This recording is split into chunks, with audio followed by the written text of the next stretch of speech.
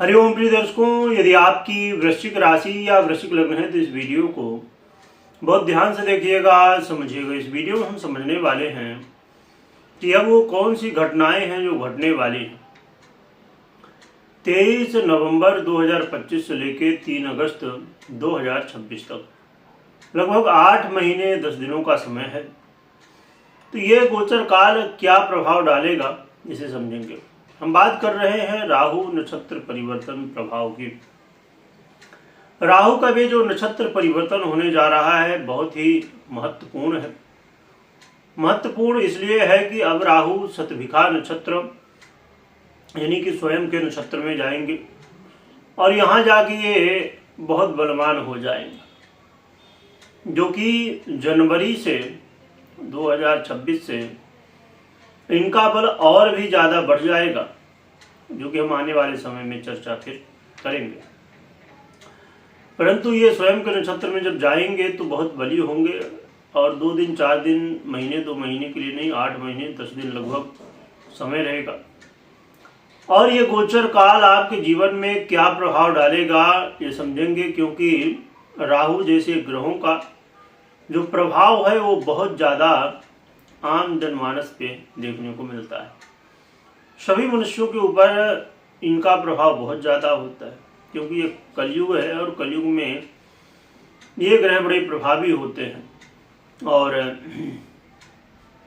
राहु वो ग्रह है जो कि लगभग काफ़ी लोगों के ऊपर अपना प्रभाव सीधे डालता है, चाहे वो सोशल मीडिया के रूप में हो, चाहे भ्रम के रूप में हो, चाहे क्रोध के रूप में हो, या अन्यत्र अन्य रूपों में राहु अपना प्रभाव दिखाता है। राहु देखा जाए तो वृश्चिक वालों के लिए भाग्य भाव आपके सुख भाव में गोचर करते हुए आपके जीवन में, आपके कर्मों में हो या भाग्य में हो या अन्यत्र, कौन कौन से उन क्षेत्र हैं, कौन से वो विषय हैं, उन विषयों पर क्या प्रभाव होगा ये समझेंगे। क्योंकि एक बात समझ लीजिए कि जब कोई भी ग्रह बली होता है, जितना ही ज़्यादा बली होता है उतना ही ज़्यादा वो अपना प्रभाव देने लगता है, चाहे वो अच्छे के रूप में हो या बुरे फल के रूप में हो। तो इसको समझना बेहद आवश्यक है। आइए समझते हैं क्या प्रभाव देंगे। प्रिय दर्शकों, सबसे पहले हम समझ लेते हैं कि बुरे प्रभाव क्या मिलेंगे राहु के, और फिर अच्छे प्रभाव क्या मिलेंगे ये भी समझेंगे। एक और भी यहाँ पर, जो कि ये जो हम समझ रहे हैं खाली वृश्चिक वालों के लिए ही समझ रहे हैं, पर हो सकता है आप में से किसी का ये प्रश्न हो या शंका हो। कई बार मैं जब कुछ कमेंट पढ़ा करता हूँ उसमें से एक कमेंट कई बार देखने को मिला, इसलिए मैं सोचा कि इसको समझ लेते हैं। ये कमेंट देखने को मिला कि कुछ लोगों के मन में शंका है कि जब आप अलग अलग YouTube चैनल हो, फेसबुक पेज हो, टीवी चैनल हो या अन्यत्र जिस सोर्स से भी आप राशिफल देखते हो, चाहे वो दैनिक राशिफल हो, मासिक राशिफल हो, या ग्रह गोचर का प्रभाव हो, या अन्यत्र जिस भी रूप में आप ज्योतिष के द्वारा राशिफल देखते हैं, समझते हैं, चाहे वो नक्षत्र फल हो, राशिफल हो या अन्यत्र बहुत सारी बातें। यहाँ पर एक कन्फ्यूजन हुआ करता है कुछ लोगों के मन में कि हमने किसी का सुना तो उन्होंने कुछ और बताया, और हमने और किसी दूसरे का सुना तो उन्होंने और कुछ बताया, और हमने किसी और तीसरे का जब सुना तो उन्होंने उसका फल कुछ और बताया।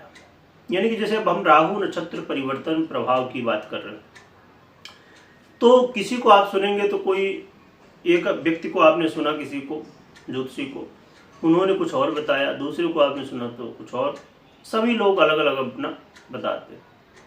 ये कन्फ्यूजन रहता है, जो कि वास्तविकता में बिल्कुल ये हो सकता है कि हर एक व्यक्ति की अपनी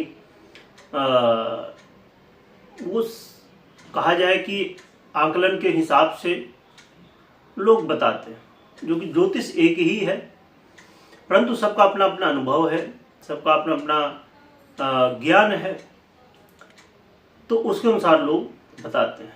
क्योंकि देखिए ये देश काल परिस्थिति का विज्ञान है, हर एक व्यक्ति अपने समझ के अनुसार जो जैसा समझ पाता है बताता है। हाँ, अब ये है कि आपको कहाँ सटीकता समझ में आती है, उसके अनुसार आप समझ सकते हैं। और स्वाभाविक रूप से, क्योंकि यहाँ पर कोई ऐसा तो है नहीं कि एक ही व्यक्ति है। अब नॉर्मली किसी भी विषय में लीजिए, लगभग कुछ न कुछ मतांतर लोगों के रहते हैं, और ये मतांतर आज ही नहीं हमेशा ही रहे, और हर एक क्षेत्र में लगभग ये मतांतर होता है, यानी कि अलग अलग राय होती है लोगों की। अब जैसे मान लीजिए किसी व्यक्ति को कोई तकलीफ है, जितने डॉक्टर को आप दिखाएंगे तो लगभग कुछ न कुछ मतांतर लोगों की कुछ न कुछ अलग अलग बातें होंगी, जो कि मूल में वही समस्या है, परंतु मतांतर कुछ अलग अलग थोड़ा बहुत हो सकते हैं। तो ये भ्रम में बिल्कुल भी ना रहे, ये स्वाभाविक रूप से ये स्थिति बनती है। चलिए अब हम बात करते हैं राहु के बुरे प्रभाव क्या होने हैं, अच्छे प्रभाव क्या होने हैं, मिलने हैं यानी कि, और फिर यदि जो बुरे प्रभाव हों उनके लिए बचाव उपाय क्या होगा।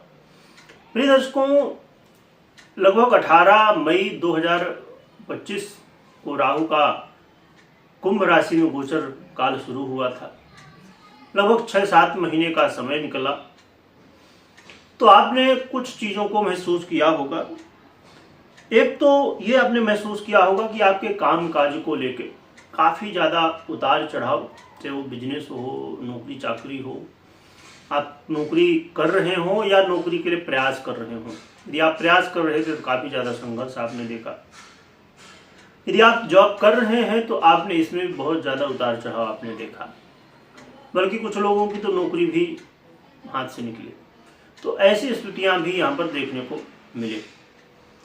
मान सम्मान में कमी, और वो जो आपने एहसास किया होगा अपने इस समय में कि पहले जो चीज़ें जैसी अनुकूलता थी, जैसा आप महसूस कर रहे थे, अब वो काफ़ी बदल गया है, और अब वो कामकाज में वो आनंद कहा जाए कि नहीं रह गया है ना। इसके अलावा आपने ये भी महसूस किया होगा कि अचानक ही कोई चीज़ें चेंज हो जा रही हैं, अचानक जीवन में समस्याएं घटनाएं घट रही हैं। अचानक कभी धन का नुकसान, तो कभी स्वास्थ्य की समस्याएं, तो कभी गाड़ी वाहन चलाने में समस्याएं, कभी यात्राओं में समस्याएं। यानी कि जीवन में घटनाएं जो घट रही हैं, जो स्थितियां बन रही, वो अचानक ही बन जा रही हैं। आप लॉटरी जुआ सट्टा इत्यादि से संबंध रखते हैं तो अचानक नुकसान हो जाना है ना। कभी तो बहुत अच्छा बेनिफिट, तो कभी फिर नुकसान की संभावना ज़्यादा देखी गई। इसके अलावा व्यर्थ में व्यय, ऐसे व्यय जिनके बारे में सोचा नहीं जा सकता कि अरे ये खर्चा भी आ सकता था, तो व्यर्थ के व्यय, कोर्ट कचहरी के चक्कर, है ना। और इसके अलावा यदि आपने विदेश यात्रा करने की या लंबी यात्रा करने की कोशिश की, वहाँ पर बाधाएं, समस्याएं, या विदेश से जुड़ के कोई काम करते हो वहाँ पर समस्याएं, आउट ऑफ कंट्री में रहते हैं तो वहाँ पर समस्याओं का, अलग अलग समस्याओं का, आपने इनसे रिलेटेड समस्याओं का सामना किया। तो इस तरह के अलग अलग और भी बहुत सारे समस्याओं का सामना आपने इन 6-7 महीनों में किया। आपको लग रहा होगा कि अचानक क्या जीवन में ऐसा हो गया जिसकी वजह से ये समस्याएं कुछ न कुछ बनी रहती हैं। तो इन समस्याओं का यदि आप सामना कर रहे हैं तो समझ लीजिए कि राहु के बुरे प्रभाव मिल रहे। और मैंने अभी थोड़ी देर पहले आपको बताया ही था कि यदि कोई ग्रह बलवान हो जाए तो वो अच्छे फल यदि दे रहा था तो अच्छे फल देगा और ज़्यादा, और यदि बुरे फल दे रहा था तो बुरा फल देगा। तो राहु के यदि बुरे फल मिल रहे हैं आपकी पर्सनल कुंडली में राहु की स्थिति अच्छी नहीं है, गोचर या कहा जाए कि आपके दशाओं या अन्य ग्रह स्थितियों का सहयोग आपको नहीं मिल रहा है, तो फिर ये अब राहु का स्वयं के नक्षत्र सदभिखा नक्षत्र में गोचर करना थोड़ा सा मुश्किलें बढ़ा सकता है। तो आपको बहुत सतर्क रहने की आवश्यकता है। उपाय भी हम जानेंगे आगे। अब हम बात कर लेते हैं कि हमें अच्छे फल क्या मिल सकते हैं।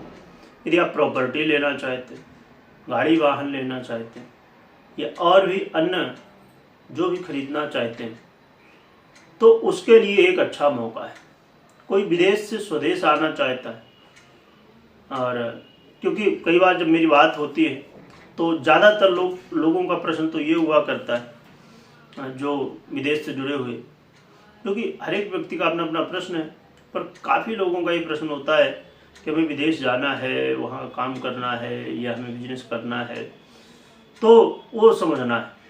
पर कुछ लोगों का कहा जाए कि 100 में से कुछ ही लोग कि अब हम गुरुजी बहुत रह चुके हैं, अब हम चाहते हैं कि अपने देश में, अपने भारत में रहें, बहुत हमने कमा धमा लिया, बहुत कुछ कर लिया, सब धर्म कर्म इत्यादि जो भी हमें करना था हमने कर लिया। अब मन है कि अपने जन्मभूमि में, अपने देश में, अपने प्रदेश में, अपने घर में रहें, है ना। और भी बहुत सारे कारण हो सकते हैं कि अब व्यापार ही करना है तो हमें भारत में करना, नौकरी करना, या बहुत सारी बातें हो सकती हैं। पर मुख्य रूप से एक यदि पर्पस कहा जाए तो स्वदेश से विदेश, विदेश से स्वदेश में आना, तो इसके लिए एक अच्छा अवसर हो सकता है। इनसे रिलेटेड आप जॉब करते हैं, काम करते हैं, इसमें स्थितियाँ बेहतर हो सकती हैं। और कुछ ऐसे लोग इस समय ज़रूर मिलेंगे कि लगेगा कि हाँ अब किसी के ऊपर थोड़ा विश्वास किया जा सकता है। कुछ ये लोग ऐसे मिल सकते हैं जो कि आपके हितैषी हों और उनका सहयोग हो, परंतु ये बात ध्यान में रखिए कि आंख बंद करके भरोसा किसी के ऊपर नहीं करना है। तो ये कुछ स्थितियाँ हैं, कुछ बुरे और कुछ अच्छे परिणाम राहु के हैं। क्या उपाय करना चाहिए? तो उपाय के रूप में हनुमान जी की आराधना करिए, और हनुमान जी की आराधना से बहुत ही जल्दी राहु के दुष्प्रभाव कम होते हैं। राहु के यंत्र को अपने घर में या हनुमान यंत्र भी स्थापित कर सकते हैं विधि विधान से। और काली हकीक की माला में ओम रांग राहवे नमः या राहु के अन्य मंत्रों का जप कर सकते हैं। और आप इन उपायों को कर सकते हैं, या तो चाहें तो 8 मुखी रुद्राक्ष भी धारण कर सकते हैं। तो इनमें से जो भी उपाय आपको लगे आप कर सकते हैं। एक बात हमेशा ध्यान रखिए, कभी कोई निर्णय लेना हो तो अपनी पर्सनल कुंडली विश्लेषण के बाद ही निर्णय लीजिए, तो बहुत अच्छा है। क्योंकि मात्र गोचर के आधार पर निर्णय लेने से कई बार चीज़ें घटित होती, कई बार नहीं होती। क्योंकि आप खुद विचार करिए कि यही राहु किसी के जीवन में अच्छा फल दे रहे हैं, तो यही राहु किसी के जीवन में बुरा फल भी दे रहे हैं। डिपेंड करता है कि आपकी पर्सनल कुंडली में क्या कैसी स्थितियाँ, दशाएं इत्यादि इत्यादि बहुत सारी चीज़ें। तो इन सभी बातों का ध्यान रखना चाहिए। कमेंट में जय बजरंगबली लिखिएगा। और यदि इनमें से कोई घटनाएं आपने 6-7 महीने पिछले महसूस की है तो आप हाँ ना में भी जवाब दे सकते हैं, लिख सकते हैं, कमेंट कर सकते हैं। वीडियो देखने के लिए बहुत बहुत धन्यवाद।